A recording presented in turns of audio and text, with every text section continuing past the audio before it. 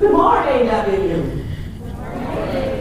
How many of you believe that leadership is complicated?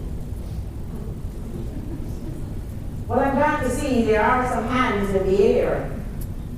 John Maxwell said, leadership is influence. Imagine having the power to influence individuals to follow in your footsteps. Imagine having the power that you can get individuals to step out their comfort zone to follow in your footsteps. I believe leadership is the most misunderstood word with no one-size-fits definition. And folks, we are seeing it right now. We desperately need good leadership today.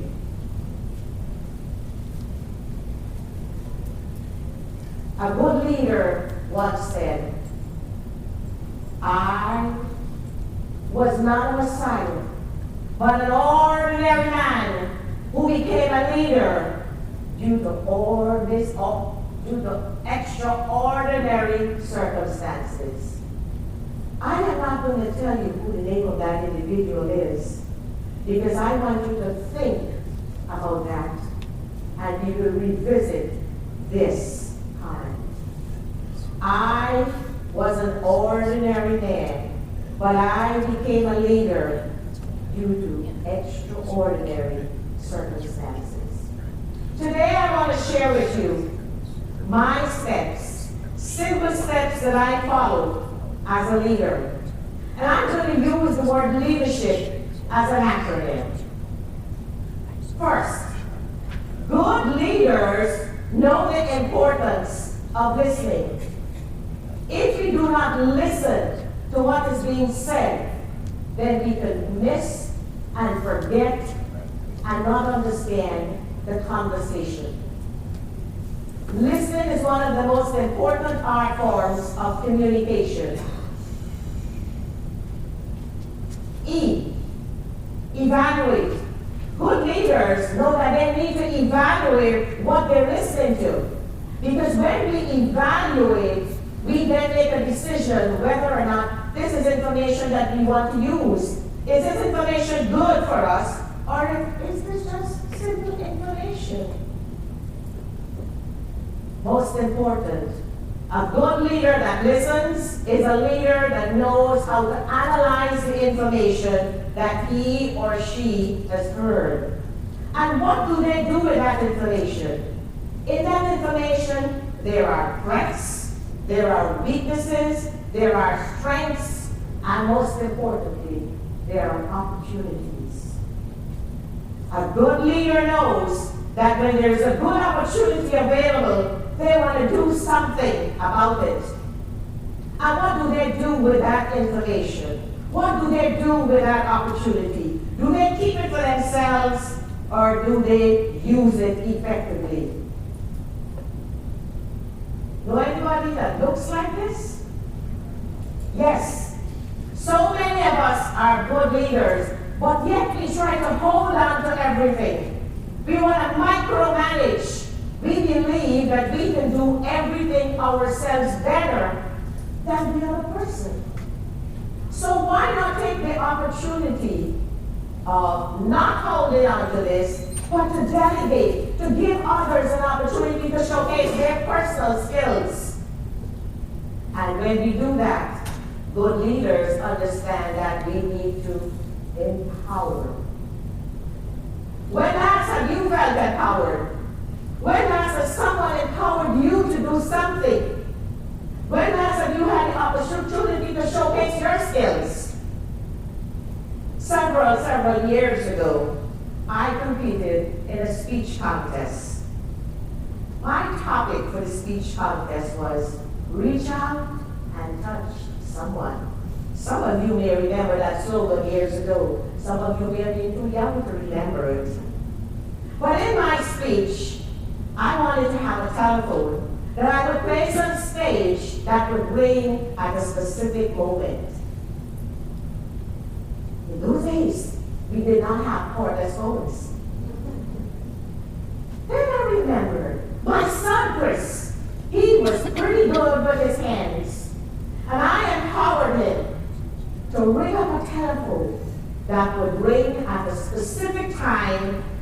my presentation. He accepted that challenge, and he delivered. The day of the contest came, and as I was speaking on the phone, I was speaking, and then the phone started ringing and ringing and ringing and ringing and ringing, and everyone became silent in the audience. And then I said, "Hello, Jane. Isn't it wonderful when we can reach out and touch someone several miles away without being in the same room at the same time?" Well, my folks, I can tell you, thanks to Alexander Graham Bell, I won that speech contest that day. Thanks to my son also. He was empowered and he delivered. Respect. How we are lacking respect today. It is unbelievable when we look at what's happening with elections. Respect is something you cannot purchase in a store. You cannot borrow respect. Respect is taught at home at a very young age. If you don't respect yourself, how can you expect to get respect? Respect is earned. Yes, respect is earned. Sacrifice. Now I'm sure many of you have made many sacrifices in your life to get to where you are today. But think about the kid who's waiting at home for his parent to come and take him to that ball game. But you had to make a decision. The ball game or my job? The ball game or my job? And you made the decision to stay and work. Because, of course, you have to put food on the table and a roof over your child's head and yours. The sacrifices that we make, but most important today is the sacrifices that are made by the military. Those who are deployed overseas without knowing if they're coming back home.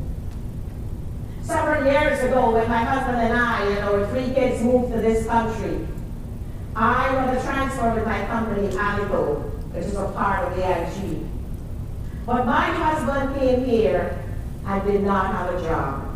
He applied to many, many places, and he had 15 years of banking experience as a manager in corporate lending. No one would give him a job. No one thought that he was qualified enough to get a job. He made a decision that I would go into the banks and ask them, "I will work for free if you want to hire me." No, he didn't. But he had something on his bucket list when we first moved here, and that was he wanted to go to school to earn his degree. So off he went to Temple. And then, within 3 years of attending Temple, all the large corporations started running after him because of his experience, because of his grades, and because of his knowledge. Now remember, he hadn't graduated yet. He was still in his 3rd year, but they were flocking and running after him in 3 years. He graduated with his bachelor's, his master's, and later he got his CPA and his CIA designations. That was a sacrifice that we made as a family to live on one salary, and it paid many dividends thereafter. If there are any students in this hall, I say to you, make the sacrifice to get your education. It is important. Can we use this right now in our country? Can you see the individuals that need to say, "I'm sorry"?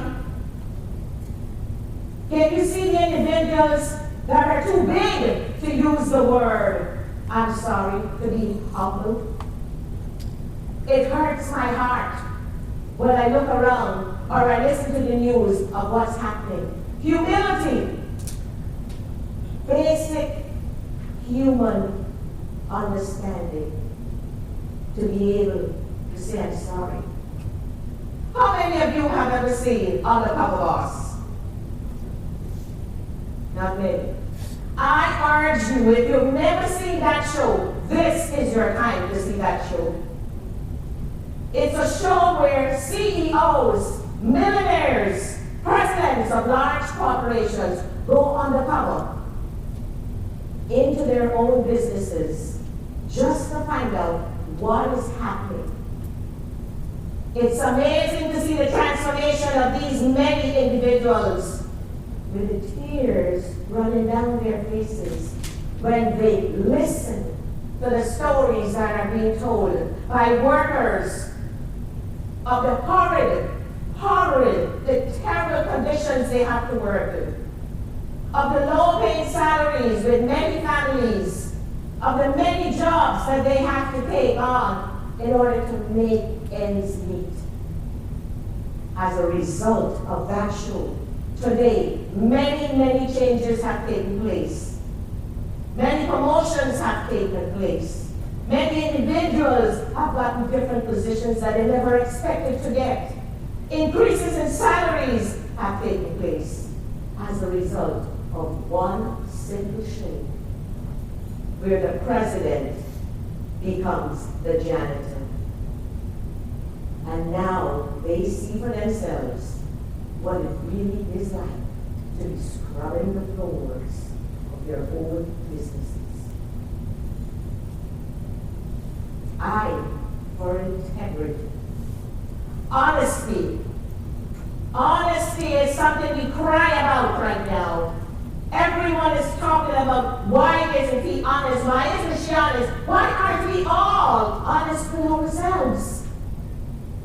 When we talk to each other or we pretend to be who we're not. Honesty. Basic morals. As little kids, my father instilled in us 3 words. 3 basic words. Integrity and public opinion counts. He would remind us constantly, people are always watching. On one of our vacations in Canada, we went to the store, and my father picked up a hat and placed it on his head. And during our shopping spree in that store, he walked around proudly with his hat on his head. But when we were finished shopping as children, we went up to the cashier and we paid for our items. My father took off his hat, he rested it, and he told the girl, I'd like to pay for this. She looked at him strangely. He said, yes. I'd like to pay for this. He paid for his hat, and we walked outside. As soon as we reached outside, imagine 6 kids. We all encircled our father and said, Dad, you know you could have walked out to that store and that hat and no one would have noticed. You didn't have to pay for it. Nobody was watching you. And he gave us that look. Yes, you know that look. And said, my integrity mattered. We knew we were in trouble that day, but we learned a very important lesson as children. Good leadership begins at home. A home that practices good leadership will produce children with good leadership skills and examples, something that they can take with them for the rest of their lives.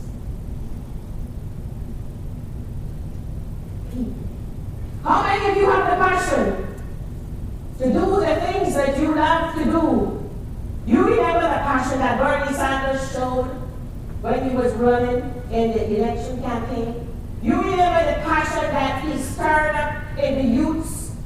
Yes, passion like we've never ever seen before. I am passionate about the things that I do. I am passionate about the Toastmasters organization, of which I'm a past district governor. Toastmasters is an organization that teaches communication and leadership skills. my father's words when I was awarded Toastmaster's highest honor in presidential citation. People are always watching. Someone saw my performance. Someone saw my passion. Someone realized how much I was giving to this organization. And that award was mine. And I'm proud here as I stand to say today that I'm the only person in the state of Delaware that have received that citation. Passion. Believe in what you do. Practice what you do. Have faith in what you do. These are the simple words that I live by. These are the simple words that I've given to my children, and one day I will give to my grandchildren. They're young and far away. I wish they could be closer to me. Now they say leadership can be a very lonely place on the top. Leadership can be complicated at times and frustrating. But for me, leadership is not lonely. Because when I look over my shoulder, I see several followers following in my footsteps. I see individuals who are ready and willing to take on that baton and to move and to be the next leaders of our generation. You may recall at the beginning, I told you, and I shared these words with you. I was not a Messiah, but an ordinary man with extraordinary circumstances that became a leader, right? Can you guess who that is? Yes. Nelson Mandela was an ordinary man with extraordinary circumstances that made him a leader. A man who leads by example. A man that we can all be proud of. Are you ready to take on the leadership role? Do you believe in your skills and your unique talents that you can do it? Then I challenge you to be the best leader that you can be if you believe in yourself. But be the kind of leader who leads by example. Thank you.